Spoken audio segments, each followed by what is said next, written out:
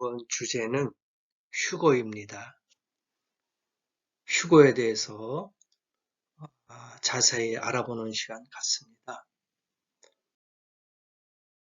휴거는 영어로도 랩처라고 하지요.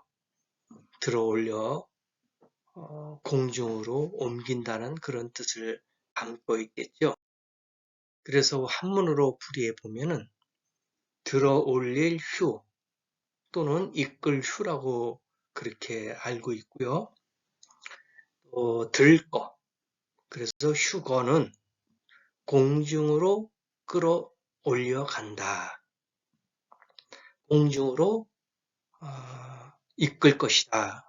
라는 그런 여러 가지로 표현할 수가 있습니다. 하나님 말씀 보면은요, 성경에 데살로니가전서 4장 16절, 17절, 또 로마서, 디도서, 고린도전서 이와 같이 성경에 많이 기록되어 있습니다. 그 후에 우리 살아남은 자도 저희와 함께 구름 속으로 끌어올려 공중에서 주를 영접하게 될 것이다. 그렇게 말씀하고 있습니다. 그래서 여기 끌어올린다 이 단어는 헬라어로 헬파조, 그러니까 할파조 그렇게 되어 있지요. 이 단어의 뜻은 뭐냐?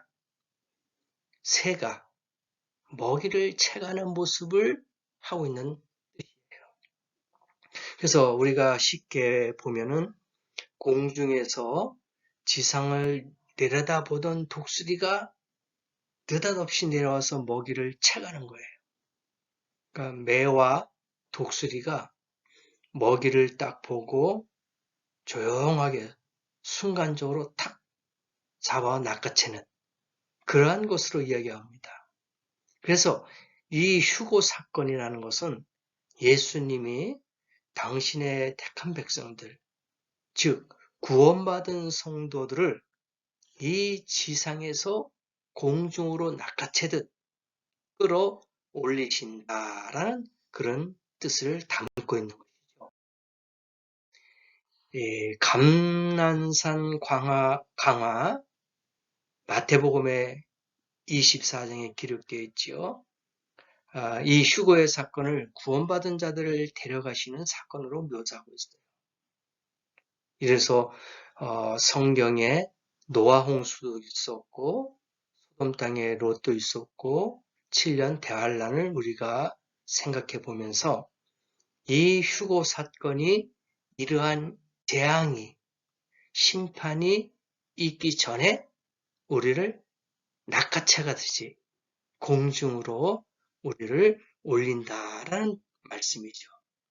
요한복음 14장에도 휴거의 사건을 주님이 예비하신 것으로 영접하는 것으로 묘사하고 있습니다. 고린도전서 15장에서는 휴거의 사건을 주님께서 성도들을 변화시키는 혹은 부활케 하시는 사건으로 묘사하죠. 그래서 죽은 자들은 부활하고 살아있는 자는 변화받는다. 그렇게 우리가 잘 알고 있습니다. 그래서 데살로니가전서 4장 16절 17절에 보니까 본문에서 보면 휴거의 사건을 그리스도께서 그의 택하신 성도들과 함께 하신다 하는 사건으로 묘사하고 있다는 것을 우리는 알 수 있습니다. 성경에 너무나도 많은 말씀들이 환난 전의 휴거, 재앙 전의 휴거, 또 하나님이 이 땅에 다시 공중제 이름으로 하신다는 것을 명명하게, 명백하게 알려주고 있어요. 그래서 휴거의 사건은 예수님께서 구원받은 성도들을 데려가는 거죠. 어느 곳으로? 당신이 예비하신 처소로 영접하시는 사건이다. 휴거의 사건으로 성도들은 부활의 영광스러운 모습으로 변화되고 영원히 주님과 함께하게 될 것이다 라고 우리가 확실히 알고 있습니다. 신랑 되신 예수님이 그리스도의 신부인 우리와 영원히 함께하고 싶어 데려가시는 사건이 바로 휴거의 사건이다. 그렇게 이야기하는 것이죠. 휴거는 신랑이신 예수를 맞이하는 거예요. 어디에서? 공중에서 맞이하는 것입니다. 이 땅이 아니에요. 주님이 분명히 공중 오신다고 말씀해 주셨어요. 성경이라도 너무나도 많은 성경 말씀으로 우리에게 알려주고 있습니다. 그래서 휴거는 예수 그리스도를 공중에서 맞이하는 것으로 우리가 이야기하고 있어요. 그러면 휴거의 목적이 뭐냐? 예수님이 왜 공중재림을 하시느냐? 첫 번째 이유가 대환란의 심판전에 성도들을 건져내기 위해서예요.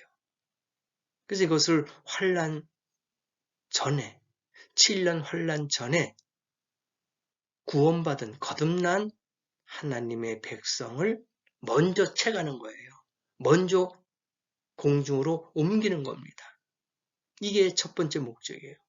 두 번째는 깨어있던 성도들에게 보상해 주는 거예요.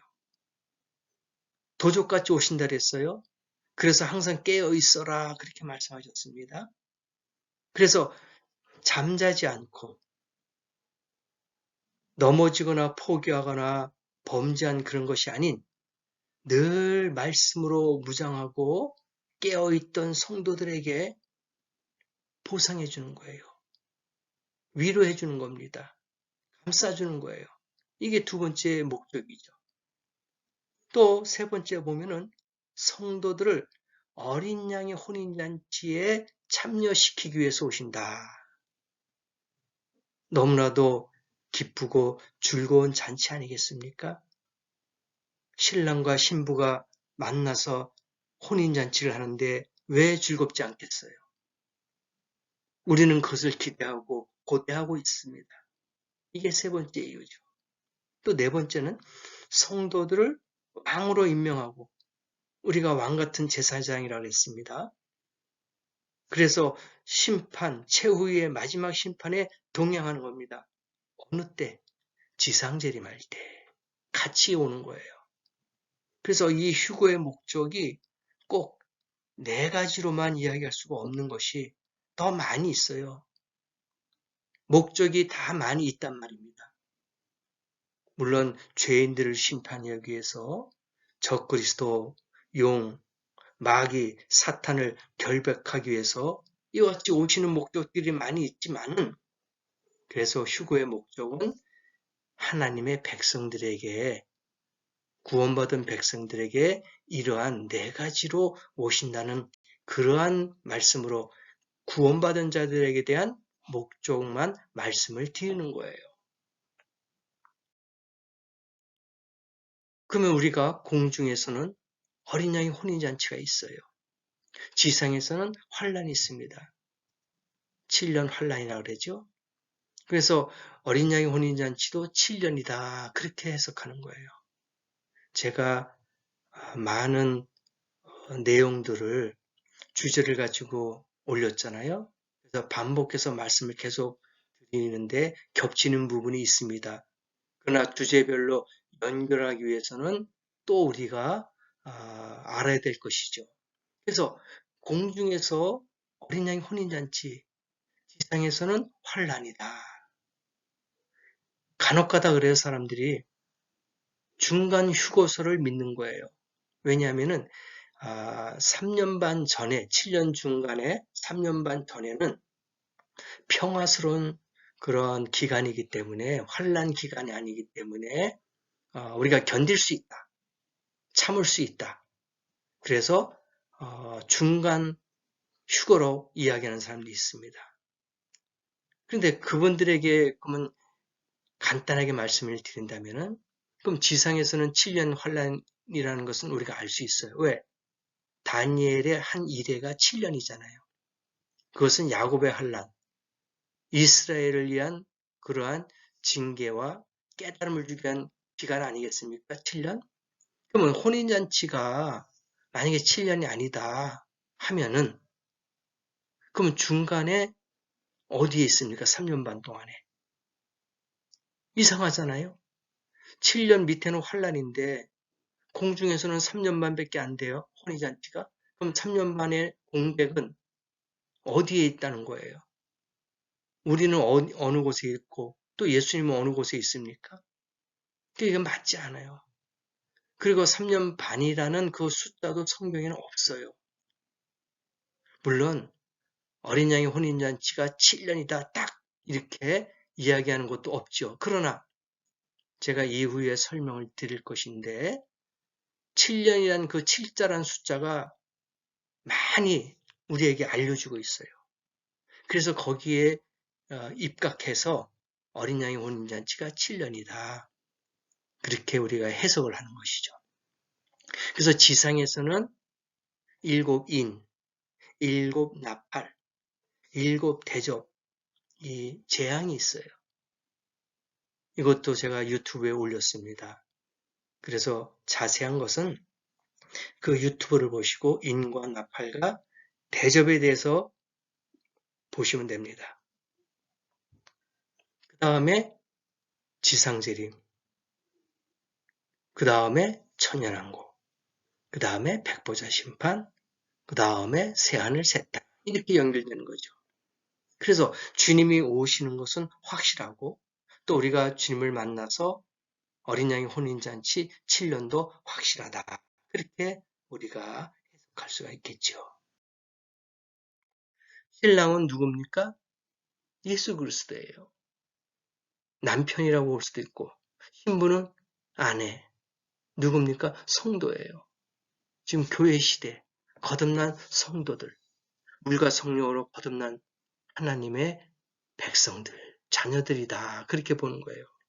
그래서 신랑과 신부는 예수 그리스도와 성도하고는 같이 신랑 신부로 우리가 표현합니다. 고린도 후서 11장 2절에도 나오잖아요. 내가 하나님의 열심으로 너희를 위하여 열심 내노니 내가 너희를 정결한 처녀로 한 남편인 한 사람의 남편인 그리스도께 드리려고 중매함이로다. 성경에는 나오잖아요. 그래서 예수님과 교회의 관계를 언약한 신랑과 신부의 관계다. 그렇게 묘사하고 있는 거예요. 이건 누구도 부인할 수 없는 것.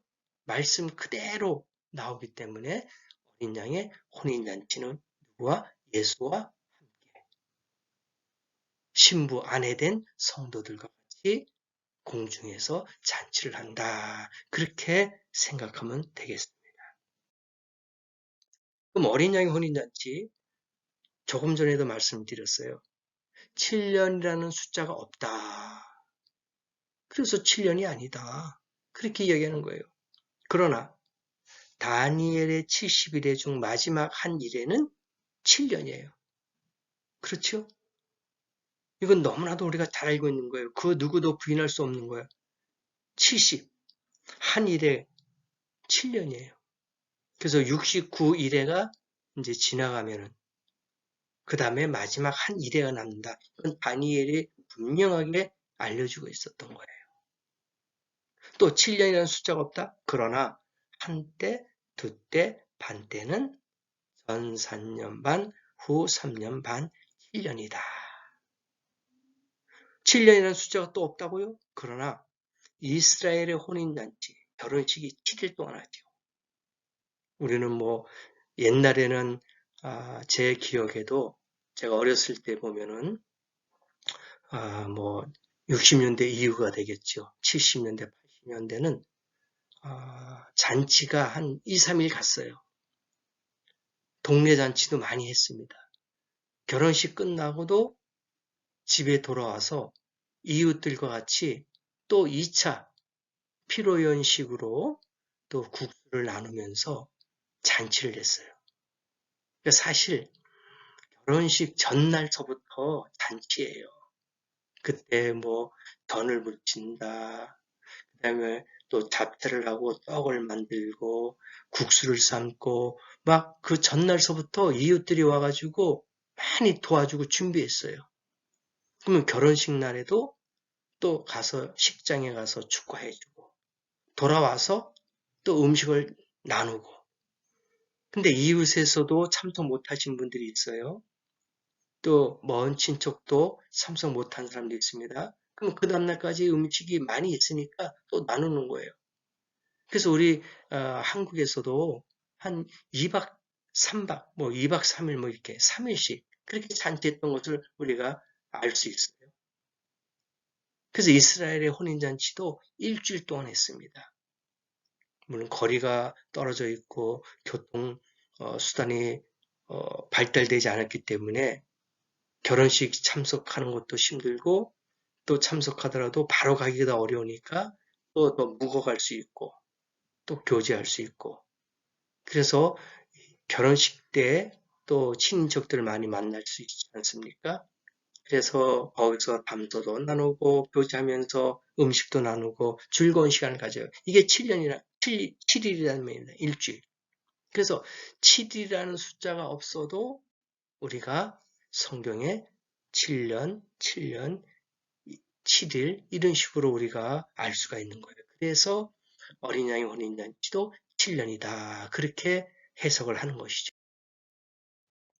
레위기 23장, 25장 3절, 4절에도 보면은 너는 6년 동안 그 밭에 파종하며 6년 동안 그 포도원을 가꾸어 그 소출을 거둘 것이나 일곱째 해에는 그 땅에 쉬어 안식하게 할지니 여호와께 대한 안식이라. 너는 그 밭에 파종하거나 포도원을 가꾸지 말라. 이와 같이 7이라는 숫자가 많이 나와요.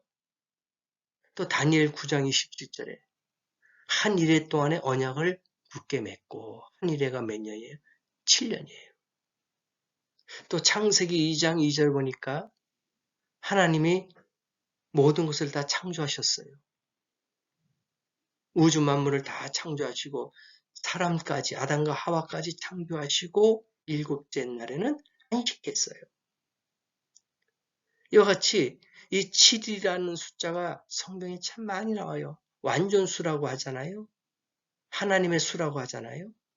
그래서 안식하셨다. 이건 뭐냐? 히브리어 원어는 샤바. 이건 끝이 나다. 또는 안식하다. 그런 뜻이에요. 그래서 우리가 휴거하는 것, 공중재림하는 게 이게 끝이다 보는 거예요.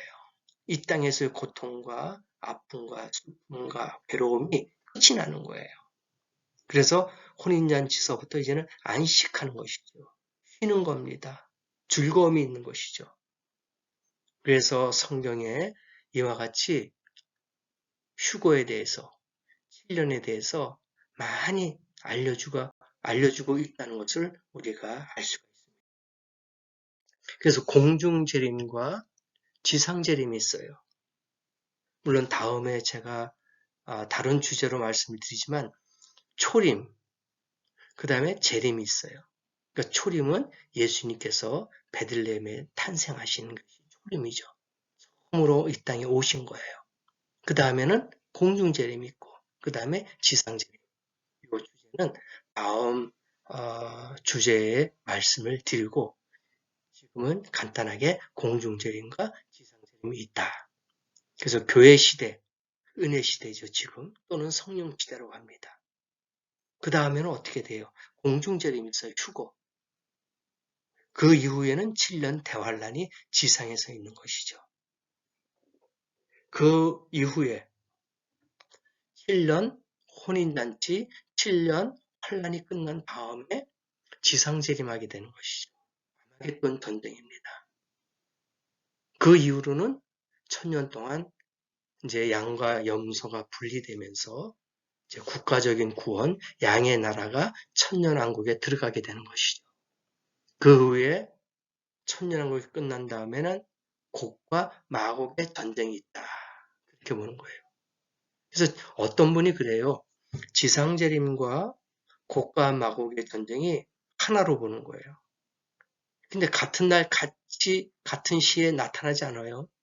어떻게 지상재림, 아마겟돈 전쟁하고 곡과 마곡의 전쟁이 같은 날 같은 시에 일어납니까? 순서적으로도 안 맞아요.